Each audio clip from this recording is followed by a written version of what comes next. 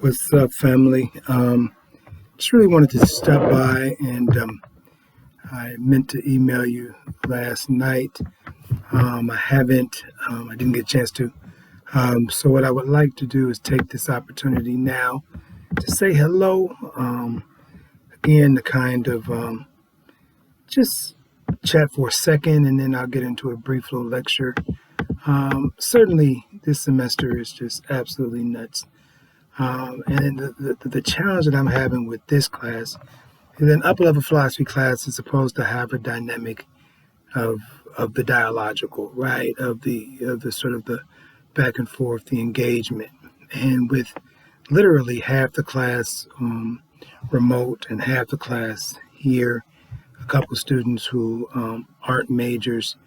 It's just tough. It's just tough getting interaction. And I have found that our Monday conversations online may be a little bit better. But again, that's even hard to really judge because so many interruptions to the Monday schedule, to the Wednesday schedule, excuse me, that hasn't allowed me to really watch the flow. So I don't know. So I'm tempted to be online for the remainder of the semester. I'm tempted. I do have a schedule for you, but I'm tempted.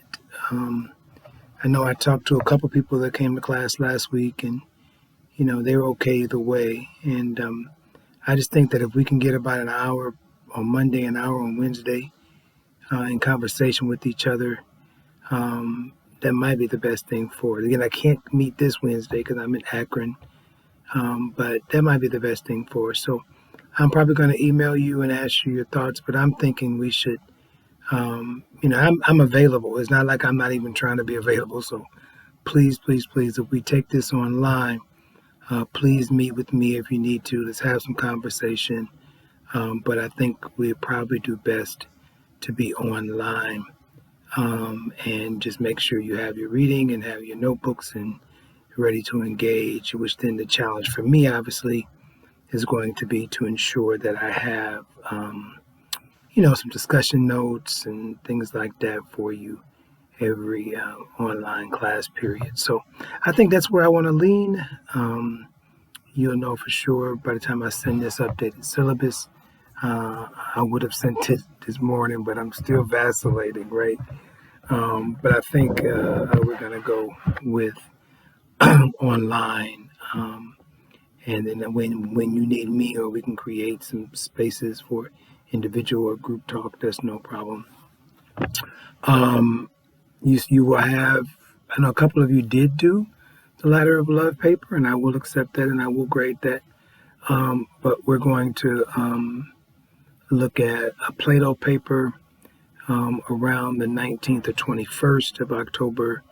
Then we'll look at another paper about November 12th or something like that with the pre-Socratics. And then we'll have one before the semester ends. All right. So what I was going to do yesterday was to kind of see how you felt about Plato's his recollection theory, and also the divided line, right?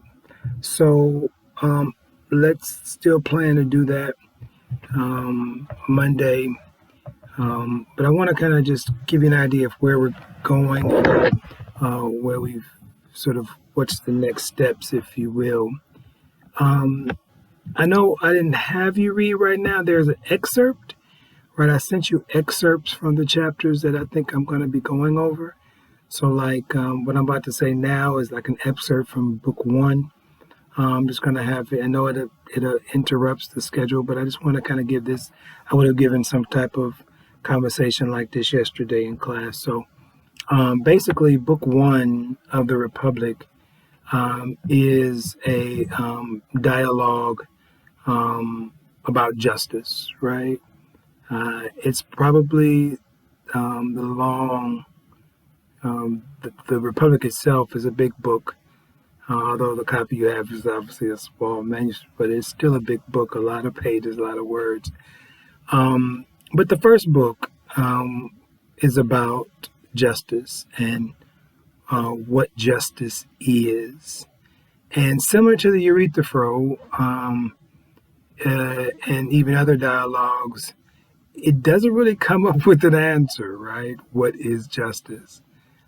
But as we go through the book, though, I think Socrates sort of gives us an idea or a sketch as to how he thinks he could answer that question, what is justice? And so I think by justice, Socrates and his interlocutors, right, folk he's talking to, have in mind a sort of a understanding of interpersonal relationships, right? How do we behave toward one another, right? And that's just, right? Cornel West says that justice is what love looks like in public, right? So I think Socrates in this first book is similar to that, right? What are the interpersonal relationships going on and how do we value them?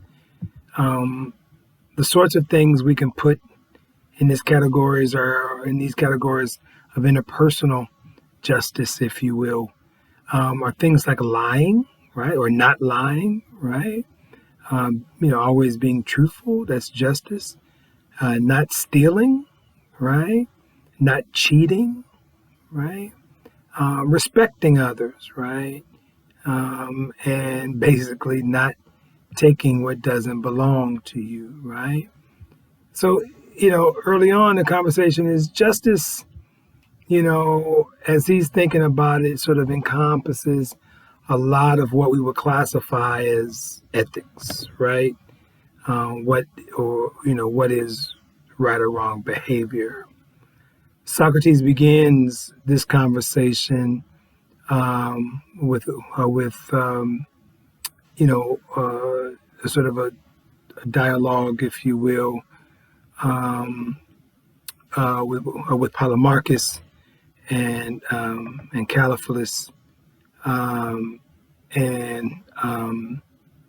and they both have sort of fairly traditional views about what justice involves, right? I think the C is hard there. That's what I learned, but you may read it in your book or thought it was like a cephalus, C-A-P-H, right? I mean, C-E-P-H, but I learned it was a hard C in cephalus, but whatever, you know what I'm talking about. So he begins the conversation with them two, right? Cephalus and Polemarchus, who, like I said, they're pretty traditional about this, right? But they still are unable to come up with an answer of what is, right? Remember, that's Socrates' big thing, right? The real, what is, right? So what is justice? And at least whatever they come up with, it doesn't sort of survive the test of Socratic sort of a method and the cross-examination that we sort of see Socrates always engaging in. Cephalus thinks that justice, right, is just a matter of telling the truth, right, and paying your debts, right? And if we just tell the truth, if we just pay your debts, that is what justice is, right? But we all know that although those are what Socrates would say and what we would say, those are good examples, right? That isn't what is justice, right? And even if you thought it was, that doesn't cover all behavior, right? Just giving back what you owe or telling the truth, right? So the next person, Simonides, I think, was a poet, right? He says just giving everybody their due, respect folk, right? And that's cool, but that doesn't work either, right? Since it doesn't really specify what is giving somebody their due. Somebody might be owed a knuckle sandwich, right? But as we know, a lot of us in philosophy, we like Polemarchus, right? Polemarchus, he comes up with a situation that says, listen, he tries a couple times. Socrates goes in and out of conversation. And he even one proposal, he says that justice is helping friends and harming enemies, right? That's justice, right? But that too doesn't work through Socratic examination. So I think you're left in book one, you're left with Thrasymachus, right? The strong, right? Who, has been kind of in and out the conversation and bursts in and complains that Socrates ain't doing nothing but shooting down all of Polemarchus's answer by sort of appealing to the view that justice is something good, right? And beneficial. And Socrates basically says, that this is something that, he sincerely believes about justice, that it's good, right? And beneficial, even though he doesn't know what justice is, right? When we think about justice, we imagine it's good, it's beneficial. But Thrasymachus like, man, you just can't be shooting down folk with that assumption. And so we see that, he's proceeding along the principles or the line of conversation that is similar to what's in the Meno, but I know we didn't read that as a class. But he's basically starting with what? My true beliefs, and starting to find the answer to sort of how to define the question that would turn what? True beliefs into knowledge. Divided line, right? Remember, Socrates already got the concept of divided line later on in book 5 that we talked about the other day. But the conversation moves here about that basically, the line of argument is that we start with what we believe and then we'll turn those beliefs into knowledge. So the beliefs that Socrates is relying upon sort of falls into the idea that justice is a virtue, right? So Socrates says, well, justice is a virtue, right? And that is something beneficial. It's good, right? Virtues are good. It's admirable, right? Necessary for a successful life, right? And to think about it is this way. Well, Thrasymachus, though, a little bit younger than Socrates. Thrasymachus, similar to a lot of the folk who Socrates argues with or debates with in the dialogues, is cool with virtue. I'm good on virtue. I like virtue. But he doesn't think that justice is a virtue, right? So Socrates believes it is. Thrasymachus says, I'm just not sure justice is a virtue. Well, how does this happen? Like, how could this possibly be the case? If the benefits of my acting justly, right, helps other people, not simply or not maybe even not myself at all, but when I act justly, I'm benefiting other people. So why isn't that a virtue? Well, the general idea behind his complaint is basically that justice requires that you curb or that you kind of hold back your desires, hold back your pursuit of wealth, hold back your power, hold back the things that you like, right? Think back to,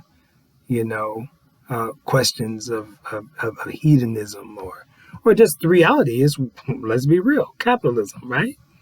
Ethan, I know you're ready to jump on this, right? But if the capitalists say, listen, why are you trying to blame me? Because I want to be successful, right? And you can respect the boundaries and claims of other people, right? That's clearly good for the other people, but how could that be good for you? Thrasymachus says. In particular, Thrasymachus proposes those who set up the laws in society have what? Their best interest in mind. And so those who act justly by obeying the law, are benefiting who? Those in power, not themselves. Right? Now, you may not like that, but this is the argument, right? You got to follow the argument. That's what you'll be examined on. And you got to think about it. So again, those in power set the rules. Those not in power act according to the rules. We say that's a good thing. Thrasymachus says, well, you're really only benefiting those in power. You ain't doing nothing for yourself. Well, the weak, think about this, the poor, right? Or the weak, the weak have no option but to do what? Obey the law. If not what? They get shot down, right? But they got to obey the law. Comply. Sorry. Since why? Because if they'll be caught and punished and maybe killed if they transgress, if they go against the law. But if you're smart and strong enough to get away with transgressing sort of societal norms or breaking the law, what if you can get away with it, right? So if you're smart enough or strong enough to get away with not abiding by rules or breaking the law, then what happens? Then abiding the laws and sort of staving off your wealth and power makes no sense at all. We can repeat it again. We are told that virtue is sort of not to pursue excesses, not to sort of seek power, not to want extreme wealth. Well, why not? Well, Thrasymachus says partly is because there are people in power that don't want to give up the power. There are people who are wealthy that don't want to give up the wealthy. So those who don't have that, they're trying to create a situation such that if you seek what they got, then you obviously are doing something wrong, right? Or maybe you're doing something right. And maybe the virtue is you need to seek your own pleasures. Hedonism, narcissism, egoism. But Thrasymachus says, but we typically don't buck up against powerful people because they can shut us down. And we don't want to be shut down. We don't want to be hurt, thrown in jail, maimed, or whatever, right? But Thrasymachus says, what if we can get away with it?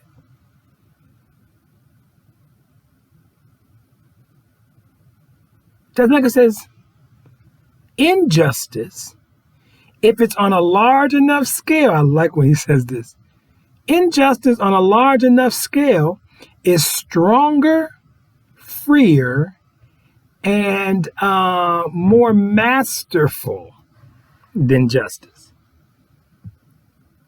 Now, you might pay attention to Thrasymachus, right? Obviously, they'll be on your test, but still, Thrasymachus says, listen, injustice might be better than justice. And you call justice a virtue?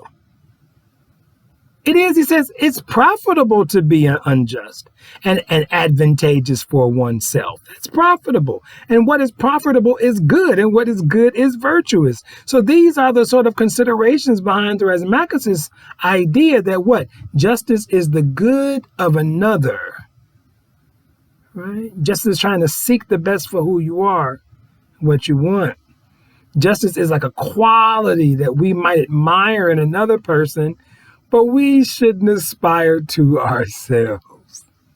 I want to be rich. But then we get mad at rich folk. I want to get away with the stuff that Trump gets away with, but then we get mad at Trump because he gets away with it. Think back to the taxes stuff, right? Folk mad at Trump, right? We all don't want to pay taxes. Maybe justice is a quality that we admire in another person, that we don't aspire to in ourselves. So it doesn't count as a virtue in the sense of virtue that we've been working with, right? So there becomes, like in book 1, this fight, right, between Thrasymachus and Socrates over whether justice is actually a virtue. And this is not a small fight. It's a big fight. It's a big fight that comes out in one of the biggest fights in the Republic, right? And Socrates points out, sort of, since it concerns the most important issue that we could address, right? Namely, what kind of life should I live? There's a sort of question that he kind of urges on his contemporaries in the sort of conversations that, even in the apology, right? What kind of life should I live? What's the good life? The unexamined life is what? Not worth living. Where? In the apology. Now, let's go back to the Republic, though. So when Thrasymachus comes in with his last burst and justice is simply the good of the other person, Socrates has a long question and answer session with him. And by the end of book 1, he gets Thrasymachus to sort of agree that contrary to his initial contention, the just person is good and wise and lives a blessed and happy life. Remember that word happy, because happy is going to come up later on quite often. But Thrasymachus still isn't really convinced, right? He ain't bought in all the way. In this way, he's sort of different, right, than what you saw in the Meno with the slave and recollection, right? With the geometry lesson. So then we move to book 2. Book 2 now got Glaucon and Adeimantus, and they're having a conversation, and they've been listening to the conversation with Thrasymachus. It's book 2. You got that in your excerpts. You read that. I'm kind of giving you an overview. Give me about 20 more minutes. Glaucon and Adeimantus have been listening to Thrasymachus' conversation with Socrates. And they complain that they aren't satisfied either. Thrasymachus has sort of backed up. He's capitulated. He's sort of, he's given in to Socrates when they thought, man, they got the hero in Thrasymachus, right? But he has capitulated. He said, well, maybe you're right. He's been sort of defeated in what we might think as a debate with Socrates, right? He's been charmed. He's been hoodwinked by Socrates, as I think Glaucon mentions it in the reading. He's been treated like a snake, charmed like a snake. But the question of whether justice is a virtue still seems to them to be much an open question. Now, it's not that Glaucon and Adeimantus actually think that it would be a great idea to sort of lead a life of exploitation and crime that Thrasymachus says seems to be a good life to lead. But Glaucon and Adeimantus are they're good kids, right? They're brought up pretty well. And they would be ashamed to commit the sort of behavior that Thrasymachus is talking about. They've been raised to sort of approve of justice and disapprove of injustice. They don't understand why one should think anything other. They want some sort of justification for their belief that it is better to lead a life of justice than one of injustice. Right? I know your mama told me, but why? I know they told me at school, but why? Why is it so much better to be just than unjust? When I see the unjust seem to be more happy than the just, right? As even now. We might say, that they might have a true belief that justice is good, but without an explanation of the reason, the sort of explanation that ties down true belief that they don't know that is in this particular situation. And when you got skeptics like Thrasymachus working, they're even vulnerable to having their true beliefs wander away. We already know Socrates got skills, but Thrasymachus does too. So they're trying to believe that justice is good too, but Thrasymachus got a point, even though Thrasymachus gave up a little bit of room to Socrates at the end of book 1. I mean, in some cases, a lot of folk today are the same way. Think of a young person who was raised by their parents and their communities to be generous, give to others, to help the poor. But then they pick up the writings of, somebody who's an hedonist, maybe an Ayn Rand. Right? Read Ayn Rand. And that kind of philosophy extols the virtue of selfishness. And then they're tempted to abandon the ethical virtues that they've been raised under. If you've learned that hedonism ain't a bad thing, maybe you might change your idea. Glaucon and Adeimantus are unimpressed with the usual sort of reasons that their parents or their communities give them to recommend justice over injustice. They ain't really sold on it, especially during this dialogue.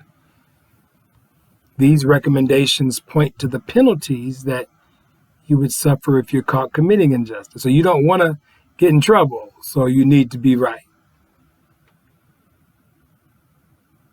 And the reward you get if you recognize a good person, oh, he's a good boy, he's a good girl, he never gets in trouble. What does that mean? He never breaks the law. He always listens to his parents. He always listens to the parish priest. He always listens to the imam. He always does what he's told to do. Right? And this is somehow the good person. Well, of course, the good person is going to receive divine rewards. But these consequences are not inevitable, are they? And Adeimantus points this out. I mean, we I guess we'll appease the gods, but the true practitioner of injustice will be able to cover up his transgressions and secure a reputation for justice. He's a good person if you're really good at doing injustice. I wish I could take that somewhere else, but what if you're really good at injustice? What if you got the good PR system?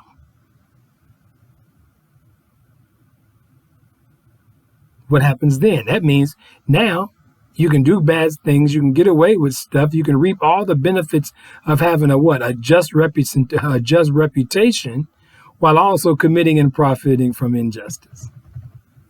That's the best of both worlds. If you can do that, then why would you want to be just? Right? This is a conversation. This is where the line of argument is, right? If you can get away with it, why not just do it?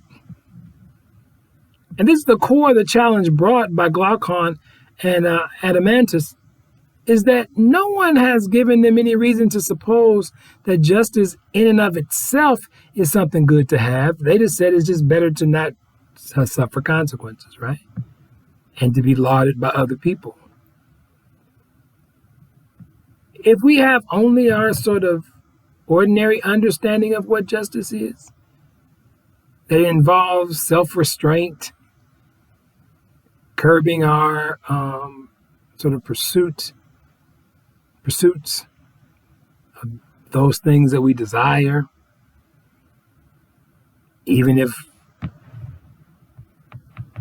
it's sweet tea or ice cream, or even if it's money, wealth, power, then it seems that that to be good, to do the right thing in a sense, only in a way that is going to the dentist would be good. Why do we go to the dentist? To avoid having to go to the dentist. Right? Why do we go get checkups and cleanings and all that? To avoid to have to go get a root canal. So we do good to avoid having to suffer later on.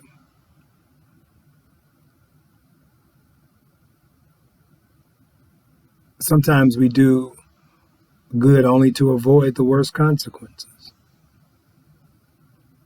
And he comes up with this sort of the myth of the Gyges ring, right?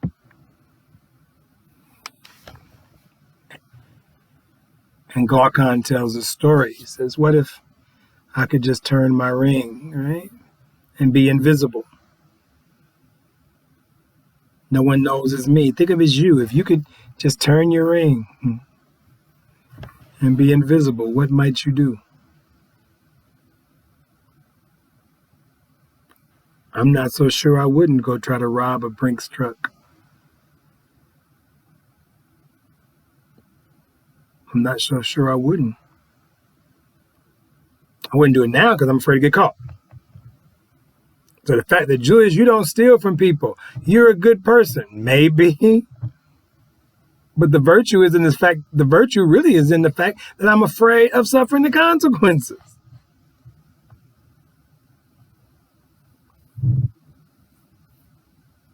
So this issue, Socrates kind of takes on throughout, the rest of the book 2 and 3, and even 4, and he sort of develops what we'll be talking about as sort of an elaborate account of what justice is and what injustice is, kind of on the basis of which he thinks he can show that the life of justice is always preferable to the life of injustice. Even if it goes unnoticed, even if it goes unrewarded by the gods or by your friends, by your fellow citizens, the life of justice is always better than the life of injustice. That's where he's trying to go. It's what he's trying to do. And so that's where we're trying to go. That's what we're trying to do. Because ultimately he's trying to create the perfect state, right? The ideal state. We have to get through these definitions. We have to figure out what is the good. Why do we seek the good? Who's able to seek the good? That's where we're at. All right. So chew on this. Read through those excerpts. Read through books 1 and 2. But you can just read through the excerpts I sent you last week, early this week, whenever I sent them. And that should get you in a good spot. I'll put up some discussion questions maybe tomorrow. If not tomorrow, then Saturday. So we'll have for our Monday afternoon chat on Teams. And we'll talk soon. All right. Take care and stay strong.